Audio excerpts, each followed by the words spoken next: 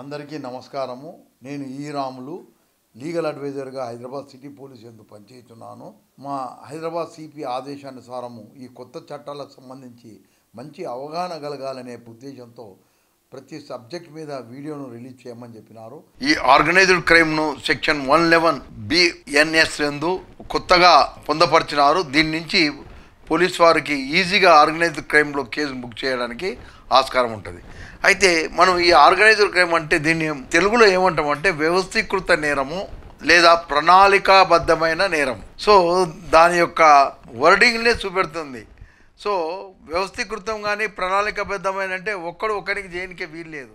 కనుక దీంట్లో ముఖ్యంగా ఉండవలసింది ఏంటంటే ఏ కంటిన్యూయింగ్ అన్లాఫుల్ యాక్టివిటీ అంటే నిరంతరముగా జరపబడే చట్ట వ్యతిరేక చర్య. అయితే ఇందులో మళ్ళీ దీంట్లో ఇంక్లూడ్ చేసినారు కొన్ని అఫెన్సెస్ యాక్చువల్గా జరిగే చట్ట వ్యతిరేక చర్యకు దీంట్లో ఎక్స్ప్లెనేషన్ 2లో దీని యొక్క వివరణ ఇచ్చినారు. According to any activity prohibited by law అంటే చట్టములో దాన్ని నిషేధించబడి ఉన్నటువంటి చర్య అంటే ఒక అపరాధం కదా. అపరాధం అంటే crime is an act of commission or omission which is made punishable under any existing law.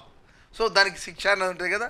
అలాంటిది ఏది పట్టదగ్గ నేరమై ఉండాలా. తర్వాత పట్టదగ్గర నేరం ఉండి దానికి శిక్ష 3 సంవత్సరములు కానీ 3 సంవత్సరముల పైబడి ఉండాలా. తర్వాత నిరంతరముగా జరిగే చట్ట వ్యతిరేక చర్యలో ఇది ఫస్ట్ ఇది కాగ్నిజబుల్ అఫెన్సు. తర్వాత 3 years or more than 3 years punishment ఉండాలా. నెక్స్ట్ మనకు వచ్చేదాకా ఏంటంటే ఇప్పుడు మనం ఏ కేసు అయితే రిజిస్టర్ చేస్తున్నామో అంతకంటే ముందు 10 సంవత్సరముల లోపల 2 ఛార్జ్షీట్లు వేచి ఉండవలను. అయితే ఆ ఛార్జ్షీట్లు సమర్థవంతమైన కోర్టులో వేచి ఉండి వాటిని కాగ్నిజెన్స్ తీసుకొని ఉండాలి. అంటే court should take notice of the offences to proceed further అనమాట. అంటే framing of charge and trial అనమాట. సో ఈ విధంగా ఉంటే దాన్ని కంటిన్యూయింగ్ అన్లాఫుల్ యాక్టివిటీ అని చెప్పబడింది అనమాట. ఈ యొక్క వివరణలో చెప్పినారు. తర్వాత ఈ వివరణలో మనకు అట్లాగే క్రైమ్ సిండికేట్ అని ఒకటి ఉంది. దాన్ని కూడా దీంట్లో క్లియర్గా చెప్పబడింది. అయితే ఈ ఆర్గనైజ్డ్ క్రైమ్లో కంటిన్యూయింగ్ అన్లాఫుల్ యాక్టివిటీ అంటే ఒక సమూహం అంటే ఒక గ్యాంగ్ లేదా ఒక సిండికేట్ అది ఏంది నేరాలు చేయడానికి ఉంటుంది. అంటే సిండికేట్ అంటే ఒకరికంటే ఎక్కువ అనమాట. అంటే 2 లేదా అంతకంటే ఎక్కువ ఒక నేర చర్య చేయడానికి ఉంటారు. ఉండి అందులోని ఒక సభ్యుడు కానీ సభ్యుల సంయుక్తంగా కానీ ఆ నేర చర్య చేసి ఉండవలేను లేదా ఆ యొక్క గ్యాంగ్ తరఫున అలాంటి చర్యలు చేసి ఉండవలను. తప్పకుండా చేసి ఉన్న తర్వాత అప్పుడు దాన్ని కంటిన్యూయింగ్ అన్లాఫుల్ యాక్టివిటీ అని చెప్పబడింది అనమాట ఈ యొక్క ఎక్స్ప్లెనేషన్ 2లో. సో కంటిన్యూయింగ్ అన్లాఫుల్ యాక్టివిటీ అనేది మనం ఆల్రెడీ ఎగ్జిస్టింగ్ కేసెస్ ఉంటేనే ప్రజెంట్ జరిగిన కేసుకు దాన్ని ట్యాగ్ చేస్తే అది కంటిన్యూయింగ్ అన్లాఫుల్ యాక్టివిటీ అని చెప్పబడింది. అయితే దీంట్లో ఎకనామిక్ అఫెన్సెస్ను కూడా దీంట్లో కలపబడింది. అంటే ఈ ఇంగ్రీడియంట్స్ ఇప్పుడు నేను చెప్పిన 2 ఛార్జ్షీట్లు 3 ఏళ్ల పైబడి ఉన్న అపరాధం అనేది ఛార్జ్షీట్ వేసిన ఈ ఇంగ్రీడియంట్స్ మొత్తము ఈ ఎకనామిక్ అఫెన్సెస్ కూడా దాంట్లో తప్పకుండా ఉండాలన్నమాట. అయితే ఇది కాక మనకు ఈ ఆర్గనైజ్డ్ క్రైమ్లో మనకు వేరే అఫెన్సెస్ కూడా చేర్చబడింది. అయితే దానికి కూడా కంటిన్యూయింగ్ అన్లాఫుల్ యాక్టివిటీ ఉండాలి. కానీ ఈ 3 ఏళ్ళు తర్వాత కాగ్నిజబుల్ అఫెన్స్లే ఆ అఫెన్స్ ఉంటే చాలు. అది కూడా ఇంతకుముందు ఛార్జ్షీట్లు అయ్యి ఉండవలేను. అయితే ఆ అఫెన్స్లు ఏంటి మనకు kidnapping, robbery, cyber crime, vehicle theft, land grabbing, contract killing, తర్వాత కిరాయి వ్యక్తులైతే మనుషులను చంపించడం కాంట్రాక్ట్ కిల్లింగ్, తర్వాత economic offences, trafficking of persons, drugs కానీ వెపన్స్ కానీ లేదా ఇల్లిసిట్ గూడ్స్ కానీ ఆర్ ఇల్లిసిట్ సర్వీసెస్ కానీ, తర్వాత ఇంతే కాకుండా trafficking persons for prostitution or ransom, ఇవి ఇండిపెండెంట్గా ఇలాంటి అఫెన్సెస్ కూడా దానిలో చేర్చబడినాయి. మనకు కంటిన్యూయింగ్ అన్లాఫుల్ యాక్టివిటీ డెఫినేషన్లో 3 సంవత్సరములు లేదా 3 సంవత్సరంలో పైబడి ఉన్నటువంటి పట్టదగ్గ నేరాలు ఉండాలన్నారు. అయితే ఇక్కడ ఇండిపెండెంట్గా ఈ అఫెన్సెస్ పెట్టినారుగా ఇవి కూడా దాంట్లో చేర్చబడినాయి. దానికి ఈ 3 సంవత్సరాలు పైబడే అనే అపరాధం దాంట్లో సంబంధం లేదనమాట. కానీ మనకు కంటిన్యూయింగ్ ఉండాలంటే ఇంతకుముందు తప్పకుండా ఒక 2 ఛార్జ్షీట్లు కాంపిటెంట్ కోర్టులో ఫైల్ చేయాలి. అయితే ఈ నేరాలు ఎవరు చేసి ఉండాలి? ఈ గ్యాంగులోని మెంబర్స్ చేసి ఉండాలా. ఆ గ్యాంగ్లో ఉన్న వ్యక్తి అప్పుడు ఇండిపెండెంట్గా ఏదో చేసిండు crime, you cannot tag that. It should be A gang, A mafia, వీళ్ళ సిండికేట్, క్రైమ్ సిండికేట్. సో వీళ్ళ దాంట్లో చేసి ఉన్నప్పుడు అప్పుడు అది కంటిన్యూయింగ్ అన్లాఫుల్ యాక్టివిటీ కింద వస్తాయి. సో ఇది ఒక అంశం. తర్వాత మనకు దీంట్లోనే ఆర్గనైజ్డ్ క్రైమ్ సిండికేట్ యొక్క వివరణ కూడా ఇచ్చినారు, దీంట్లో క్లియర్గా ఇచ్చినారు. ఏంది అంటే ఇద్దరు అంతకంటే ఎక్కువ మంది సమూహంగా గ్రూప్గా ఉండి ఆ గ్రూప్లోని మెంబర్గా సింగ్లీ ఆర్ జాయింట్లీ ఒక నేరం చేస్తే అది ఏమంటారు మనకు దాన్ని organised crime syndicate. So organised itself indicate that there should be minimum 2 or more than 2 ఉండాలి. సో ఉన్నప్పుడు ఉండి ఆ నేర చర్యను చేసి ఉండాలా. ఎవరు చేసి ఉండాలి? ఆ యొక్క మెంబరు, దాంట్లో ఉన్నటువంటి సభ్యుడు ఒక్కడిగా కానీ లేదా ఒకరికంటే ఎక్కువ వ్యక్తులు కలిగితో ఆ నేరం చేసి ఉండాలా. ఇంతేకాకుండా మనకు నిర్వచనంలో ఏం రాసినంటే ఆర్గనైజ్డ్ క్రైమ్ సిండికేట్లోని సభ్యులు లేదా వారి తరఫున చేసిన వాళ్ళకు కూడా ఇది వర్తిస్తుంది అన్నమాట. సో మనకి ఎందుకు వారి తరఫున వచ్చేటంటే ఈ అబేటార్స్ వీళ్ళంతా ఉంటారు కదా, చాలామంది హార్బరర్స్, వీళ్ళందరికీ వర్తిస్తాయి. ఇప్పుడు నేను మీకు పనిష్మెంట్లు అవన్నీ మీకు తెలిసిపోతాయి అన్నమాట. సో ఇది ఈ విధంగా ఉంది. ఇంతే కాకుండా మనకు ఆర్గనైజ్డ్ క్రైమ్ యొక్క డెఫినేషన్ మనకు తప్పకుండా ఇది వైలెన్స్ అనేది ఉపయోగించాలి. వైలెన్స్ అనేది హింసతో కూడినటువంటి చర్య.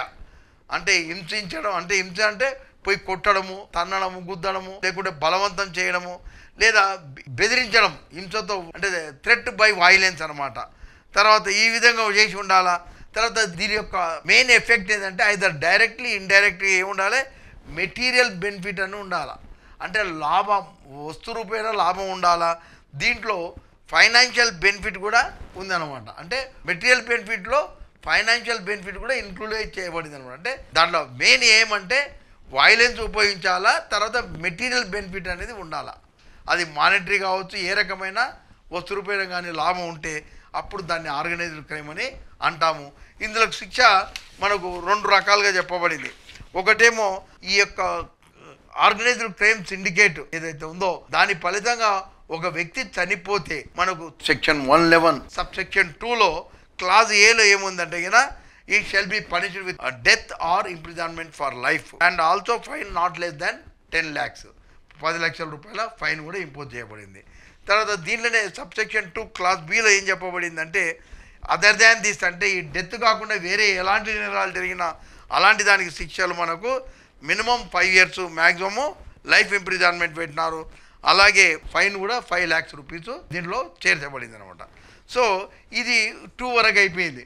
అయితే next ever attempts or conspires or knowingly facilitates ఉంటే అలాంటి వ్యక్తులకు కూడా దీంట్లో minimum 5 years maximum life and also 5 lakhs rupees fine also ఉంది. అది 3లో. 4లో ఏముంది, any person who is a member of organised crime syndicate, అంటే ఒక ఆర్గనైజ్డ్ సిండికేట్లో మెంబర్ ఉంటే చాలు, అతనికి punished with imprisonment for a term which shall not be less than 5 years, same which may extend to life imprisonment and also fine of 5 lakh rupees. అంటే ఇక్కడ organised crime సిండికేట్లో member ఉండి ఏదైనా నేరం చేసినా కానీ దీంట్లో వస్తుంది అనమాట. ఇది క్లాజ్ 4 అనమాట. మన క్లాస్ 5 ఏముందంటే whoever intentionally harbors or conceals any person who has committed a organized crime. అంటే ఇంటెన్షనల్ అంటే ఉద్దేశపూర్వక, అంటే తెలుసు వీడు ఒక ఆర్గనైజ్డ్ క్రైమ్, అంటే వీళ్ళది ఒక గ్యాంగు, మాఫియా, వీళ్ళు ల్యాండ్ గ్రాబర్స్ ఉన్నారు, వీళ్ళు ఒక నేరం చేసినని తెలిసి అలాంటి వ్యక్తికి ఎవరైనా సరే హార్బరింగ్ కానీ అంటే ఆశ్రమం ఇచ్చడం కానీ కావలసి, లేదా వాళ్ళను పోలీసులకు దొరకకుండా నేరం బయటపడకుండా కన్సీల్ చేసినా కానీ అలాంటి వ్యక్తులకు క్లాస్ 5లో శిక్ష అనమాట. సబ్ సెక్షన్ 5లో శిక్ష same minimum 5 years maximum life imprisonment. అంతేకాకుండా ఈ మనకు whoever possesses any property derived or obtained from this commission of the organised crime, అంటే ఈ ఆర్గనైజ్డ్ క్రైమ్ ద్వారా ఏదైనా ప్రాపర్టీ సంపాదిస్తే వాళ్ళు పొంది ఉంటే అలాంటి ప్రాపర్టీని ఎవరైనా సరే కలిగి ఉంటే, అంటే వాళ్ళు ఏం చేస్తారు, నేరస్తులు they keep the property with some other person. So whoever is in possession of that property is liable under subsection 6 of section 111. దీనికి కూడా same minimum 5 years maximum life and also 5 lakh rupees fine. తర్వాత ఇంకోటి ఏంటంటే organised crime syndicate on behalf of a member of organised crime syndicate. ఇది కొత్తగా 7లో ఏంటంటే a person who possesses that property on behalf of any property derived out of this, ఇది ఒకటి. కానీ మనకు సబ్సెక్షన్ 7లో ఏం పెట్టినారంటే ఇవన్నీ లేకుండా ఇది సింపుల్గా ఆయన తరఫున ఈయన పెట్టుకుంటే చాలు. Then on behalf of the any member of the organised crime సిండికేట్లో ఉన్న మెంబర్ తరఫున ఎవరైనా పెట్టుకుంటే అది సెక్షన్. అంటే దీనివల్ల అన్ని విషయాలు, అటెంప్ట్ ఉంది, కన్సీలింగ్ ఉంది, తర్వాత హార్బరింగ్ ఉంది, తర్వాత if any person keeps the property on behalf of that any member ఉంటే కూడా అఫెన్స్. ఇవన్నిటికి తీవ్రంగా మినిమం 5 years మ్యాక్సిమం లైఫ్ ఉంది. కనుక ఆర్గనైజ్డ్ క్రైమ్ మనం ఎప్పుడైనా కేసు 111లో రిజిస్టర్ చేసినామంటే అప్పుడు జరిగిన చర్య, అందుట్లో మినిమం ఇద్దరు లేకంటే ఎక్కువ ఉండి ఒక గ్యాంగ్ ఉన్నప్పుడు. తర్వాత ఈ continuing unlawful activity meaning attach చేయాలంటే మనం స్పెసిఫిక్ అఫెన్స్ ఉన్నప్పుడు మాత్రము ఈ 3 ఏళ్ళు కాగ్నిజబుల్ అఫెన్స్ అనేది అక్కర్లేదు. కానీ అవి లేకుండా ఉన్నప్పుడు వేరే ఏదైనా నేరాలు ఉంటే తప్పకుండా 3 ఏళ్ళు 3 ఏళ్ళ పైబడి ఉండాలి, కాగ్నిజబుల్ అఫెన్స్ ఉండాలి. అయితే ఈ నేరాల్లో పాత ఏవైనా సరే ఇంతకంటే ముందు 10 ఏళ్ల కాలంలో 2 ఛార్జ్షీట్లు కాంపిటెంట్ కోర్టులో ఫైల్ చేసి ఉండాలి. Courts should have taken cognizance of them, అంటే court should have taken notice of those offence or facts of those cases, అంటే it is ready to proceed with the framing charges and trial అనమాట. అందుకే మనము ఈ విధంగా ఉంటే అప్పుడు మనం తప్పకుండా ఈ ఆర్గనైజ్డ్ క్రైమ్లో మనం అప్పుడు ఛార్జ్షీట్ వేయగలుగుతాము. ఇది ఆర్గనైజ్డ్ క్రైమ్ సెక్షన్ 311లో. దీంట్లో సందేహాలు ఏమిటో సింపుల్గా మనకు మహారాష్ట్ర కోకా ఉంది, గుజరాత్లో ఈవెన్ కోకా, తర్వాత టెర్రరిస్ట్ యాక్ట్ కూడా దాంట్లో వచ్చినాయి. దాంట్లో మినిమం 2 కేసెస్లో జడ్జిమెంట్లో చెప్పబడినాయి. అలాగే సుప్రీంకోర్టు కూడా జడ్జిమెంట్ ఇచ్చింది. రీసెంట్గా 2021లో కూడా మనకు సుప్రీంకోర్టు తర్వాత మహారాష్ట్ర కోర్టులో వచ్చింది క్లియర్గా, తప్పకుండా 2 పాత కేసులు అనేది ఉండాలి. ఆ మెంబర్స్లో ఒక వ్యక్తి కానీ ఒకరికంటే ఎక్కువ వ్యక్తులు చేసి ఉండాలన్నమాట. ఇప్పుడు రీసెంట్గా 2024లో మన ఏపీ హైకోర్టు కూడా ఇచ్చింది జడ్జిమెంట్. అంటే వాళ్ళు కొత్తగా ఒకటి ఆర్గనైజ్డ్ క్రైమ్ బుక్ చేసినప్పుడు 311 కింద చేసినప్పుడు ఈ విధమైన మాట కూడా చెప్పింది. ప్రిసీడింగ్ 10 years లోపల, అంటే prior to this crime with in the span of 10 years లోపల మినిమం 2 కేసులు రిజిస్టర్ అయి ఉండాలా. అవి రిజిస్టర్ అంటే ఛార్జ్షీట్ అయి ఉండి కాగ్నిజెన్స్ తీసుకొని ఉండాలని చెప్పబడింది. తర్వాత పెట్టి ఆర్గనైజ్డ్ క్రైమ్ అని ఇప్పుడు కొత్తగా వచ్చింది. అంటే ఇది సాధారణమైన నేరం, అంటే ఇది కూడా ఆర్గనైజ్డే కానీ సాధారణమైనది, అంటే చిన్నదనమాట. సో అంటే ఈ వ్యవస్థీకృత నేరమే కానీ చాలా సాధారణమైనది, లేదా ప్రణాళికాబద్ధమైన నేరము సాధారణమైనది. సాధారణమైనది అంటే దీంట్లో స్పీకర్ రాసినారు. ముఖ్యంగా మనకి ఏంటంటే whoever being a member of a group or gang, అంటే ఆ గ్యాంగ్లో లేదా గ్రూప్లో మెంబర్ ఉండి వాడు ఒకరిగా కానీ కొందరు వ్యక్తుల సమూహంతో బ్లాక్ మార్కెటింగ్ టికెట్స్, అంటే టికెట్స్ను ఆథరైజ్డ్ కౌంటర్లు కాకుండా వీళ్ళు బ్లాక్ మార్కెటింగ్ అంటే బయట తెచ్చి అమ్మడం అనమాట. ఎక్కువ ధరకు అమ్మినా తక్కువ ధరకు అమ్మినా అది బ్లాక్ మార్కెటింగ్ కింద వస్తుంది. అదొకటి.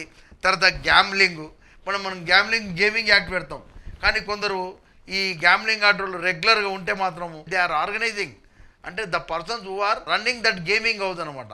వాళ్ళని దీన్ని పెట్టి ఆర్గనైజ్డ్ క్రైమ్ కింద తీసుకురావచ్చు. అంతేకాకుండా selling of public examination papers, తర్వాత క్వశ్చన్ పేపర్స్, తర్వాత మనకు అట్లాగే ఎనీ సచ్ సిమిలర్ యాక్ట్స్ అనమాట. మనకి ఇంతకుముందు లేకున్నాయి, ఇవన్నీ పెట్టి ఆర్గనైజ్డ్ క్రైమ్ కింద వచ్చి. అలాగే థెఫ్ట్ కూడా, దొంగతనం. మామూలు థెఫ్ట్ అయితే మనం ఐపీసీ కింద 379 అవుతుంది, ఇప్పుడు కొత్త బిఎన్ఎస్లో అవుతుంది. అయితే ఈ organised crime, petty organised crime కింద థెఫ్ట్ ఎప్పుడు వస్తుంది? There is a gang or having a gang, any one of the members or some of the members commits theft, then we have to bring them under the petty organised crime. దీనికి continuing unlawful activity అనేది అవసరం లేదు. If a single person commits then it is a simple theft and we have to attract penal provision of theft under the BNS. కానీ if that theft is committed by a group having a group of persons, a gang ఉన్నప్పుడు దాంట్లో ఎవరన్నా ఒకరు చేసినా లేదా ఒకరికంటే ఎక్కువ కలిసి చేసినప్పుడు అప్పుడు మనం తప్పకుండా అది పెట్టి ఆర్గనైజ్డ్ క్రైమ్ కింద తీసుకురావాలి. దీనికి కంటిన్యూయింగ్ అన్లాఫుల్ యాక్టివిటీ అనేది సంబంధము లేనే లేదు. అంతే గ్రూపుగా ఉండి ఈ యొక్క థెఫ్ట్ కానీ, స్నాచింగ్ కానీ, సింపుల్ చీటింగు, తర్వాత unauthorised selling of tickets, gambling, తర్వాత పబ్లిక్ ఎగ్జామినేషన్ పేపర్స్ కానీ ఇవన్నీ లీక్ అవుట్ చేస్తే ఇలాంటి దానిలో మనం పెట్టి ఆర్గనైజ్డ్ క్రైమ్ పెట్టవచ్చు. సెక్షన్ 112. దీనికి శిక్ష ఎంత అంటే తక్కువ, దీనికి మినిమం 1 year మరియు మ్యాక్సిమము 7 years వరకు ఉందన్నమాట. ఈ పెట్టి ఆర్గనైజ్డ్ క్రైమ్స్ కింద మనం కూడా 112 కింద కేసు బుక్ చేయవచ్చు. ఇంతటితో ఈ యొక్క organised crime, petty organised crime సంబంధించిన అపరాధాలకు సంబంధించి ఇవి ముగిస్తున్నాను. నమస్తే.